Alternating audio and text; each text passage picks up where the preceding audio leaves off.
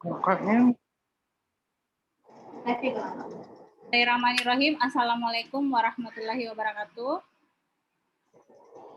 Waalaikumsalam warahmatullahi wabarakatuh. Ya, selamat sore. Hari ini kita masuk pertemuan lanjutan dari filsafat ilmu. Pembahasan adalah struktur keilmuan, perkembangan aliran filsafat dan ilmu pengetahuan. Ketika kita berbicara struktur keilmuan itu, kita tentu tahu bahwa kalau disebut struktur itu kan ada kumpulan pengetahuan sistematik yang punya komponen-komponen saling berkait, saling berhubungan, kemudian dikoordinasikan, tentu agar dapat menjadi suatu dasar teoritis yang akan memberikan penjelasan terkait dengan penelitian yang dimaksud. Di filsafat ilmu ini, kita mempunyai berbagai bagian-bagian penting, karena ilmu itu disusun atas bangunan yang punya sistematika dan tentu saja kompleks. Artinya, kalau kita berbicara ilmu pengetahuan atau ilmu dan pengetahuan, itu sifatnya bisa berbagai disiplin dan bisa saling terkait. Nah, ilmu ini tentu bisa dipelajari dalam konteks umum dan konteks khusus. Tujuannya mengetahui, menjelaskan, mengontrol gejala-gejala alam. Nah, nantinya dalam proses interaksi dan sebagainya yang terjadi, akan terdapat tujuan akhir. Tujuan akhir dari ilmu adalah bisa saja berbentuk teori atau konsep, bisa menjawab pertanyaan-pertanyaan di dalam society atau masyarakat, bisa menjadi solusi-solusi konkret dan sifatnya utuh serta konsisten. Ketika kita berbicara metode prosedur dalam kerangka dasar ilmu, kan kita belajar filsafat ilmu, tentu saja yang dikembangkan itu dalam pemikiran ada akar, ada batang, ada cabang-cabang, ada daun, ada buahnya. Nah, ini yang disebut dengan sistematika. Belajar filsafat itu biasa dipersepsi seperti pohon, dan di dalam pikiran-pikiran manusia itu apa? Bagaimana kerangka dasar ilmu itu dibentuk? Nah, di sini dimudahkan saja menjadi harus ada metode ilmiah, ada konsepsi atau teori, ada hipotesa dibangun kalau ada percobaan dari beberapa variabel-variabel ya, bisa membuat hipotesis. Kemudian ada logika, yang paling penting ada data informasi. Kalau kita mau share ke masyarakat itu supaya lebih jelas kerangka pikirnya, itu kita butuh data dan informasi. Kalau di bidang litigasi atau ilmu hukum mungkin pembuktian, kemudian ada evaluasi bagaimana kinerja dan berbagai macam aspek terkait dari sistematika ini, dan yang terakhir ada paradigma. Kita ke metode ilmiah dulu. Tentu teman-teman mahasiswa S2 ilmu hukum bukan hari ini saja baru sadar ada yang dinamakan dengan metode ilmiah ya. Coba saya minta pendapatnya satu atau dua orang, apa sih yang dimaksud dengan metode ilmiah? Kalau dilihat di sini kan bisa saja dikategorikan saudara bisa baca dan mengerti, tapi metode ilmiah itu sendiri apa yang dipahaminya?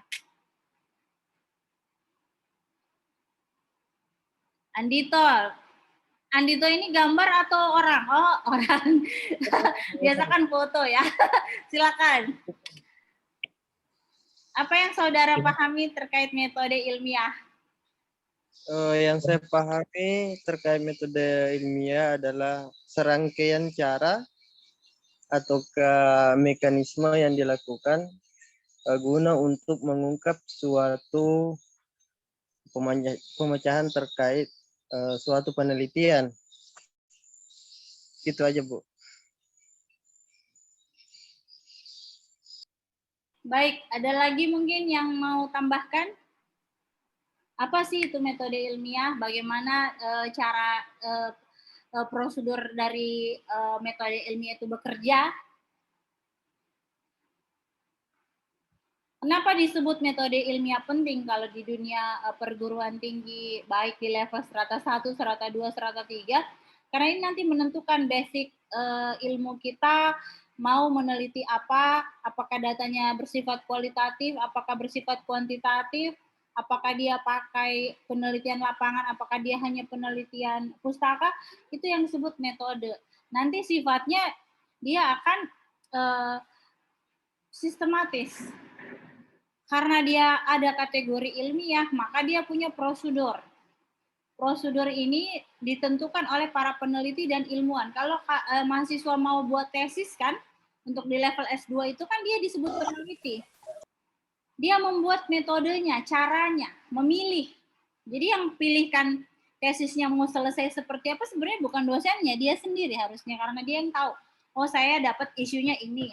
Dia punya lokasi, dia punya ini. Oh, maka kategori saya nanti akan kuantitatif, penelitian kuantitatif. Atau saya sekedar membandingkan satu putusan dengan putusan lain.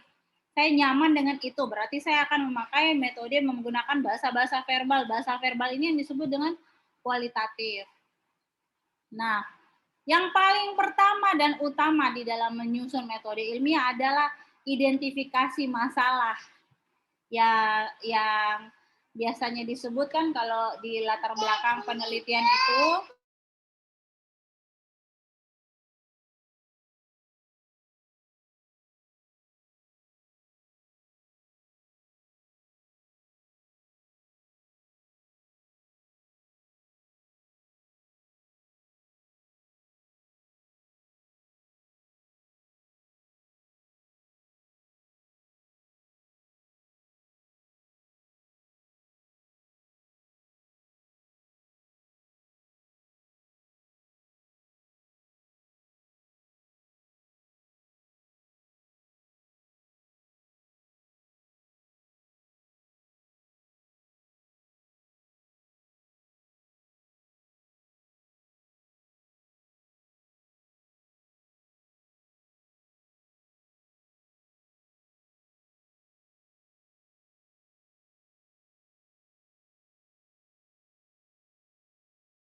baik identifikasi masalah. Jadi ketika kita lihat ada kejadian di masyarakat misalnya, kita harus tahu dulu, ini acuannya kasus hukum, sesuai kasus peristiwa hukum, atau dia hanya peristiwa sosial biasa. Kalau dia adalah peristiwa hukum, di mana letak aturan yang dilanggar, seperti itu. Kemudian, bagaimana seharusnya pasal-pasal itu bekerja. Nah, ini yang disebut kemudian ketika berhasil mengidentifikasi masalah, kita mempunyai tujuan untuk meneliti. Itu yang disebut dengan menggunakan metode ilmiah. Nah, di sini kita lihat ya. Metode ilmiah itu secara umum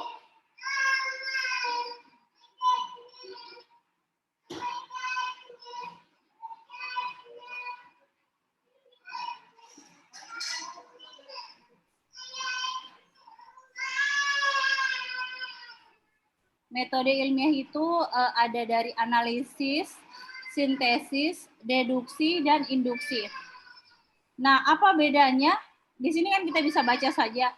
Kalau analisis itu berarti ada objek tertentu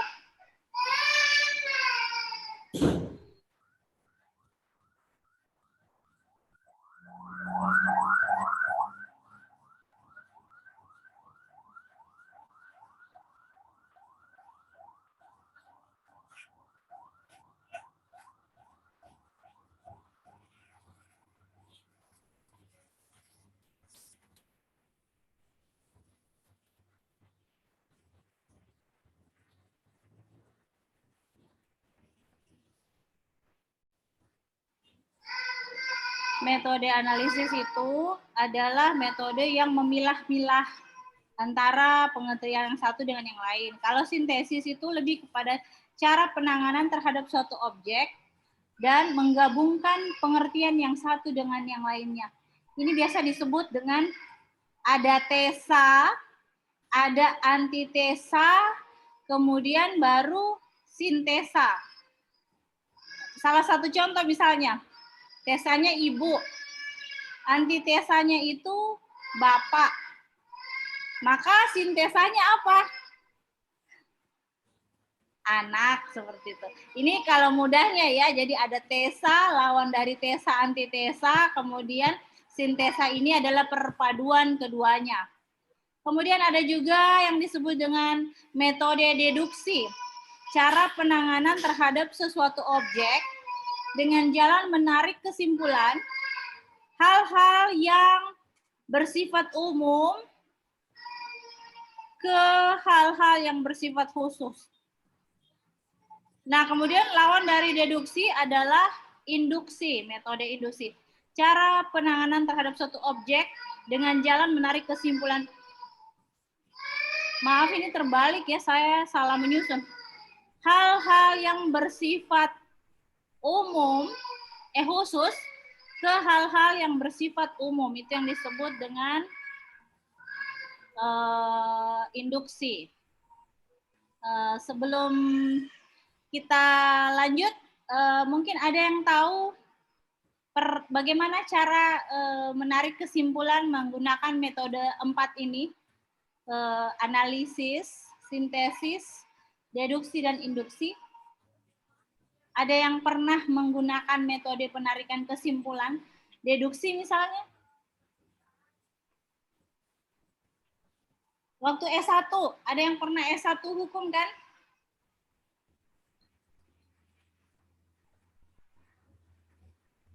Ibu Reni mungkin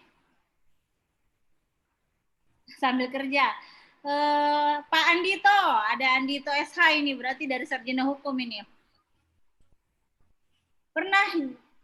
Pernah bikin silogisme terkait dengan deduksi? Atau Nur Awalia, siapa yang bisa? Jangan dulu, nanti kita sudah berpikir jauh-jauh, ternyata tidak ngerti apa itu metode penarikan kesimpulan. Atau Dr. Andes Advokat Hapson, ini ada Dr. Andes Advokat Hapson. Silakan. Hal-hal, kalau deduksi umum ke khusus, kalau induksi khusus ke umum, hal-hal parsial dulu.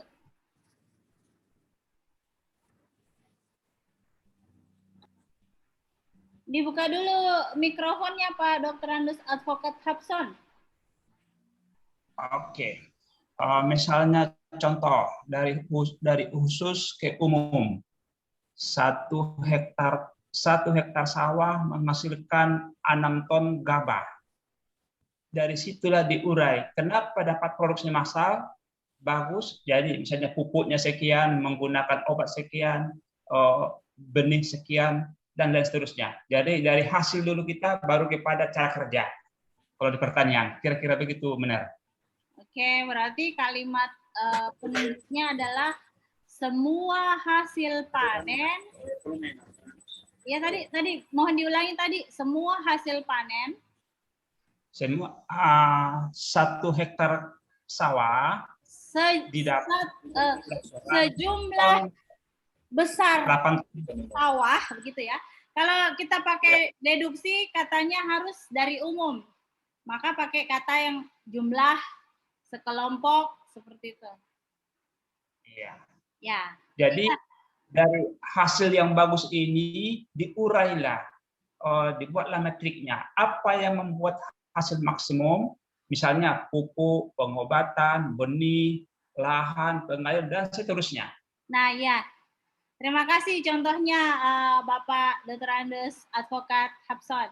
Ya, jadi yang tadi adalah proses penarikan kesimpulan deduktif ya, hal-hal umum dari 1 hektar sawah, dia bisa menghasilkan beberapa ton atau 1 ton beras. Jadi sudah paham ya kalau untuk deduktif, hal-hal umum ke khusus. Kalau parsial, berarti kita pakai metode deduktif. Misalnya, Pak Awaludin suka durian, Said suka pisang, Basri suka jambu. Hal umumnya apa? Durian, pisang, dan jambu, buah kesukaannya mahasiswa S2 kelas ekstensi. Seperti itu ya. Jadi dari hal-hal yang tersendiri, baru nanti disimpulkan menjadi umum. Oke. Hal yang harus diperhatikan, ini yang harus diperhatikan ya nanti ketika saudara-saudari mau melakukan penelitian dan mencoba merumuskan masalah, yang kita harus perhatikan adalah kalimat pertanyaan yang ingin diberikan merupakan argumentasi jawaban hasil. Jadi biasanya kan nanti bagaimanakah pengaruh proses bla bla bla terhadap bla. Nanti dia di bab 4 pembahasan dia akan langsung saja tidak menggunakan kata bagaimanakah, langsung saja pengaruh model pembelajaran A terhadap keberhasilan siswa. Jadi jawaban rumusan pertanyaan itu merupakan argumentasi pembahasan nanti. Yang kedua, bahwa rumusan masalah yang dirancang itu tentu harus dapat diobservasi. Kenapa harus bisa diobservasi? Nanti kan dia akan menjawab pertanyaan tersebut. Kalau rumusan masalahnya tidak dapat diobservasi atau diamati, atau kalau penelitian eksak ya diamati, kalau penelitian non eksak biasa diuji secara aturan hukum, misalnya undang-undang. Kalau dia tidak bisa dilakukan pengujian baik terhadap undang-undang atau terhadap aturan yang ada kalau di ilmu hukum, maka itu adalah bukan rumusan masalah yang baik. Karena nanti akan ada proses berpikir ilmiah yang menjawab pertanyaan-pertanyaan tersebut. Jadi harus ada dapat diuji sehingga kalimat yang disusun harus mudah diamati, diobservasi. Termasuk dengan poin selanjutnya yaitu kalimat pertanyaan harus jelas dan mudah dimengerti. Jadi kalau yang kita teliti adalah gabah, gabah itu adalah bagian dari pertanian ya, seperti jurusannya Pak Hapson mungkin ya. Di situ kita harus menggunakan kalimat pertanyaan yang menempatkan gabah sebagai objek, bukan subjek. Kalau di hukum kan sudah jelas kemarin dijelaskan bahwa yang menjadi objek di dalam bidang perdata itu adalah benda, bukan manusia. Manusia bukan objek, tapi subjek. Yang kedua, setelah metode ilmiah, itu ada teori. Rumusan masalah yang dibangun dalam metode ilmiah itu punya teori atau dasar fundamental riset. Maka dibutuhkan literatur atau sumber pustaka yang sesuai. Jangan kemudian kita adalah misalnya bergerak di penelitian ilmu hukum. Kita pakai buku-buku referensi penelitiannya ilmu eksak seperti kajian ilmu matematika atau kajian ilmu fisika untuk menjawab pertanyaan-pertanyaan atau metodologi ilmiah di teori-teori hukum. Nah, disinilah nanti kepiawaian kita menyusun rumusan masalah dan menetapkan teori yang kita mau pakai. Misalnya, dalam proses pilkada yang kita mau pakai tentang teori keberpihakan atau teori keadilan atau teori-teori yang berbau hukum alam. Sayangnya kalau kita masuk variabel hukum alam kan katanya sangat-sangat abstrak ya, masih kurang spesifik. Ya teori apa misalnya? Oh teori kedaulatan negara dari Zhang Bodang. Kenapa kita pakai Zhang Bodang? Karena kedaulatan negara dibahas secara tuntas dan masih sesuai dengan masanya seperti itu ya. Kemudian teori ini harus merupakan sesuatu yang diperoleh dari sumber yang relevan seperti buku, jurnal ilmiah yang sudah dikaji dan diteliti sebelumnya, atau dari artikel-artikel di media massa yang sudah diverifikasi atau divalidasi, sehingga topik yang akan diteliti itu sesuai dengan sumber ini. Jadi tidak ada itu di bahasa ilmiah katanya si Fulan bla bla bla bla. Tidak bisa. Yang kita pakai adalah pada tahun 2021 menurut data statistika BPS. Nah, itu kan bisa divalidasi. Nanti kalau ada yang mau pakai kita punya tesis, dia akan bisa acuh karena memang ada data itu. Didapatnya di mana? Oh, didapatnya dari Harian Kompas edisi sekian-sekian yang diakses pada tanggal sekian-sekian pada menit dan detik sekian-sekian. Karena kalau kita tidak pakai tanggalnya juga, jangan-jangan kita pakai data Kompas tahun 2001. Padahal sekarang sudah 2021. Jadi tidak relevan seperti itu. Teori juga harus dibangun berdasarkan sumber yang update. Seperti itu ya. Nah, maka ada dua syarat utama untuk seorang yang berpikir ilmiah merumuskan dan mengambil teori ilmiah dalam penelitiannya, misalnya dalam kajiannya, dalam caranya berpikir. Yang pertama harus konsisten dengan teori-teori sebelumnya. Jadi tidak terlepas atau tetap ada dari kajian-kajian pemikir terdahulu. Sehingga nantinya kalau konsisten tidak ada kontradiksi dalam teori keilmuan secara komprehensif atau keseluruhan. Kemudian apa lagi? Maka harus cocok. Ini yang harus dipahamin ya. Antara teori cocok dengan fakta empiris. Apa itu fakta empiris? Apa yang terjadi di lapangan. Itu yang nanti dieksekusinya itu harus sesuai dengan yang di lapangan. Nah, kalaupun selanjutnya sistematika dalam struktur keilmuan kita mau ambil hipotesis, ini kita memiliki dugaan sementara berhipotesis. Sehingga akan dipilih teori yang objektif.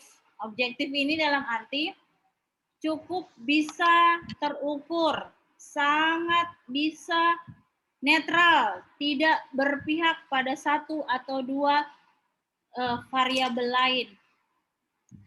Nah, itu akan membuat kita melihat variabel penelitian. Bisa kita gunakan variabel terikat, atau variabel bebas, atau variabel kontrol. Nah, di sini kita lihat lagi. Apa sih yang disebut dengan variabel terikat? Nanti ketika kita mau ambil variabel terikat, maka apa yang diukur dan diamati dalam penelitian itu objeknya harus jelas. Misalnya yang mau diteliti adalah peningkatan hasil panen. Panennya apa?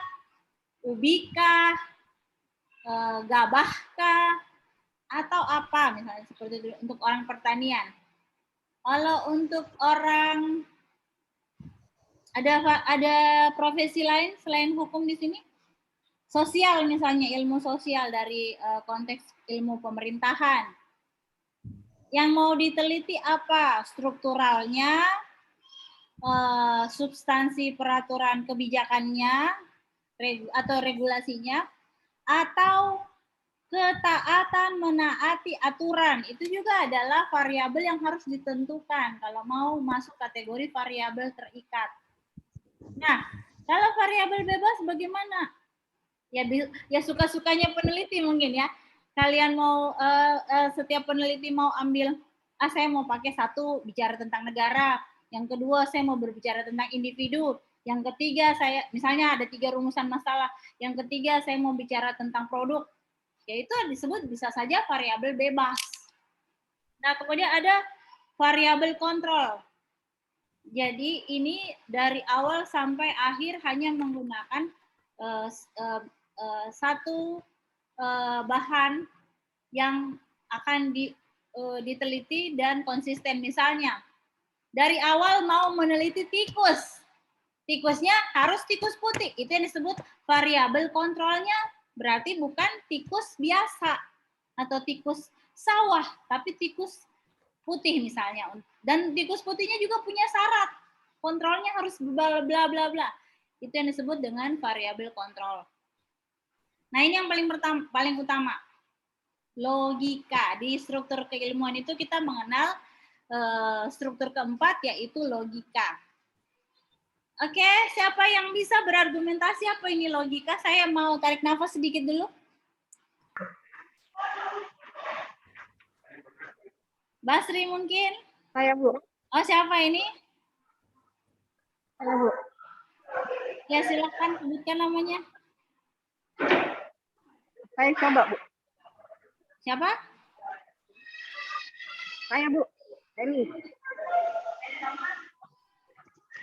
Ya, silakan Reni.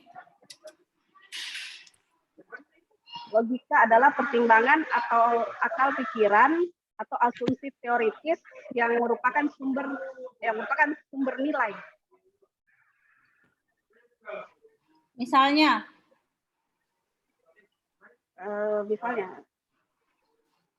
Misalnya gimana? Pertimbangan. Logika ini kan berarti kita memikirkan sesuatu yang sifatnya Bukan rasio sesuatu. yang dikonstruksi ya. Artinya penalarannya benar. Iya, silakan.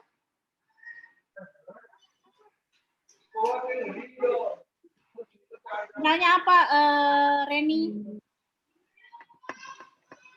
Misalnya memaparkan suatu cerita, memaparkan suatu kejadian, Bu, dengan memakai logika. Misalnya ya, itu kan logika itu pikiran kan, rasio yang dikonstruksi. Rasio itu artinya akal kita. kenapa gini? Atau gini, mungkin yang lebih dekat dengan situasi sekarang. Reni sedang di kantor. Logisnya apa? Sikapnya, reasonable-nya seperti apa? Sedang Situasi tak itu bisa kita jelaskan dalam bahasa yang sesuai penalaran.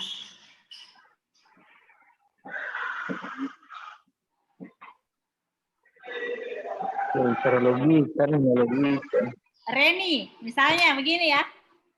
Bu, saya sedang di kantor dan kebetulan berkesempatan bisa mengikuti kuliah online. Tetapi karena saya di kantor, Bu, saya tetap harus pakai baju seragam. Tetap duduk rapi di meja saya, dan saya tidak banyak bisa bergerak karena ada pimpinan yang mengawasi. Itu kan logis. Jadi logika itu adalah sesuatu yang reasonable, masuk akal. Seperti itu. Ya, itulah yang disebut kadang-kadang konteksnya kita berpikir sesuatu yang masuk akal itu dengan bahasa-bahasa sederhana ya. Ada lagi mungkin yang mau kasih contoh? Mansur, Bu. Iya, silakan Saudara Mansur. Assalamualaikum, Bu dosen. Jadi seperti ini, saya berada di rumah sakit. Saat ini saya berada di rumah sakit, sehingga proses perkuliahan yang saya ikuti tidak dapat berjalan maksimal karena kondisi saya berada di rumah sakit mendamping istri saya. Ya. Cepat sembuh ya istrinya Saudara Mansur. Ada lagi mungkin yang mau kasih contoh logika? Kalau durasinya habis tidak apa-apa ya, kita masukkan di struktur logika ya. Kalau habis waktunya, Ibu cuma mulai contoh dulu.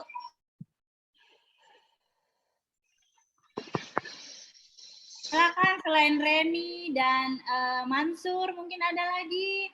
Mau dilihat cara berpikir benar tak? Logis, masuk akal.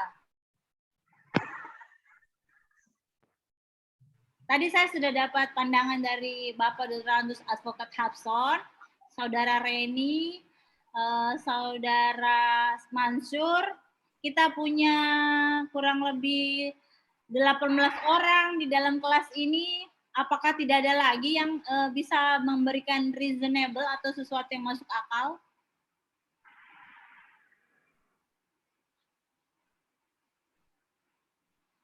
Pak Samsudin mungkin, Bapak Herdian mungkin, Bapak Asfar mungkin, Bapak Said, Bapak Izin, Bu. Bakri. Ya mungkin Bu, Iya silakan. izin Bu, izin. Ya, saya contohkan terkait logika bahwa kampung itu sedang kebanjiran dan meluluhlantahkan beberapa rumah di kampung itu, dan hanya untuk melewati itu hanya dengan menggunakan perahu. Oke, first, kampung itu harus disebutkan di mana supaya tidak abstrak. Ya, Tike misalkan Bu, misalkan di daerah Kecamatan Tike telah terjadi banjir yang meluluhlantahkan beberapa rumah, dan untuk melewatinya itu harus menggunakan perahu. Oke, next pertanyaannya. Kapan peristiwanya? Oh, minggu yang lalu misalkan Bu, Kecamatan Tike, Tidak pakai Ya. misalkan ya. Pada hari Minggu, tanggal ya pada hari sekian di Kabupaten Tike, bla bla gitu ya. Coba saya. Ya, pada hari Minggu tanggal 25 September di Kecamatan Tike telah terjadi banjir, dan untuk melewati daerah tersebut harus menggunakan perahu kecil. Oke. Ada satu lagi kekurangannya Pak Samsudin. Apa Bu? Tanggalnya sudah ada, bulannya ada, tahunnya. Iya Bu, minta maaf Bu. Oke, Mohon petunjuk. nah, itulah disebut ketika kita sudah belajar struktur keilmuan, ini kita masih di struktur logika ya.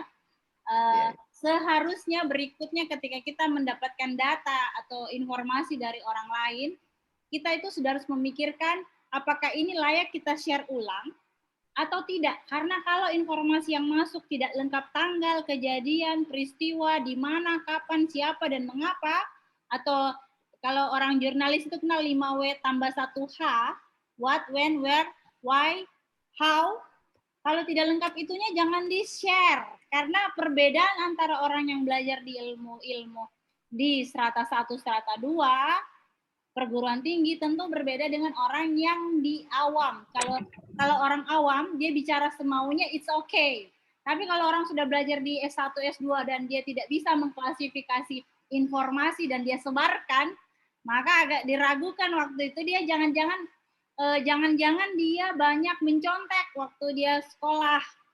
Atau nanti dalam menyusun karya ilmiah, kalau prosedurnya dia tidak lewati baik, sistem logikanya tidak baik, maka itu nanti tesisnya banyak dicoret-coret dosen pembimbingnya, pengujinya, malu sendiri gitu loh. Jadi di sini kita di filsafat ilmu kita sudah dari awal kita harus berpikir logis ya. Kenapa saya pakai dasolennya harus? Ya ini kewajiban sepertinya kalau sudah ada di level perguruan tinggi ya. Nah, satu lagi contoh dan kita bisa tutup sampai di logika dulu. Saya Bu. Ya silakan. Siapa namanya? Andito Bu. Silakan saudara. Oh tadi Andito juga sudah kasih perspektif ya. Silakan perspektif lanjutannya. Ini terkait dengan logika Bu. Menurut saya bahwa logika adalah cara berpikir dengan menggunakan prinsip-prinsip kebenaran dengan argumentasi yang dapat diterima oleh akal sehat. Saya kasih contoh yang sangat sederhana saja Bu. Contohnya adalah jika saya makan, maka saya akan kenyang. Itu masuk akal bagi saya Bu. Makan apa dulu? Jangan sampai makan keropok. Makan nasi, maka saya akan kenyang. Kilo. Ini bikin sakit juga. Makanya tidak bisa kita kalau tidak pakai struktur bahasa Indonesianya, dia tidak akan logis jadinya. Siap Bu, siap. Coba kasih ulangi dulu struktur bahasanya. Makanya logika itu kan dibuat jelas kalau kita pakai konteks bahasa yang benar dan baku ya. Silakan. Oke lah. Jika saya makan Oke lah, terpaksa banget. Jika saya makan nasi 2 piring, saya akan kekenyangan. Itu Bu. Apa? Nasi tok? Nasi dengan lauknya. Iya, baik. Terima kasih, Saudara Andi. Itu ada lagi mungkin yang mau kasih perspektif sistem logisnya, memberikan Saya Bu, kalimat-kalimat logisnya. Silakan, Bapak Herdian. belum Bu. Nah, Silakan.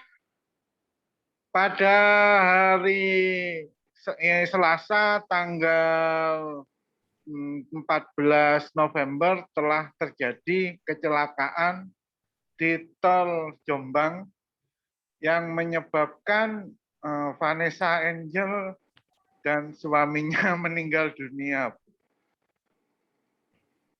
Oke, berarti ini bahas ya. Logikanya sopir tidak meninggal, tidak ada jejak rem, dan ada jejak digital vlog atau kegiatan medsos dari supirnya.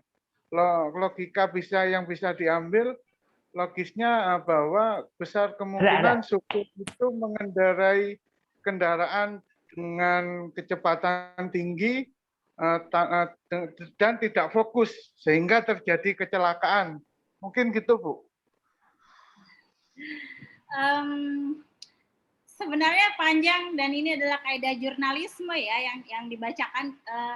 Tetapi Saudara Herdian, Bapak Herdian mungkin memasukkan opini ya, dan opini itu untuk kategori logis masih harus diuji. Makanya polisi-polisi saja yang kemarin masuk terlibat di dalam penyelidikan kasus kecelakaan maut di tol itu tidak berani langsung memutuskan pada H plus berapapun, bahkan H plus 7 pun ketika mereka memberikan keterangan di level vlognya Deddy Corbuzier dan kemarin di berita-berita seperti TV One dan beberapa media, mereka memberikan keterangan masih sepotong-sepotong. Jadi jangan disambung antara kejadian dan opini, dia jadi blur seperti itu ya. Jadi nanti dia tidak logis walaupun kita pakai istilah logika. Oke, baik, less than a minute saya kasih tugas ya. Saya kasih tugas semua nanti minta tolong mencari bahan yang dia bisa pakai dan dia rasa reasonable, masuk akal untuk di-share di grup. Tulis saja nama, NIM, logika berpikirnya yang mau disebutkan. Kalau tidak mau lengkap berarti bisa opini juga. Selama itu reasonable atau bisa masuk akal, it's okay. Walaupun tidak pakai kata dan keterangan. Karena untuk data dan keterangan mungkin kita pergunakan kalau kita berada di kondisi berita lengkap ya. Tapi kalau hanya opini juga bisa masuk akal asal sesuai kaidah.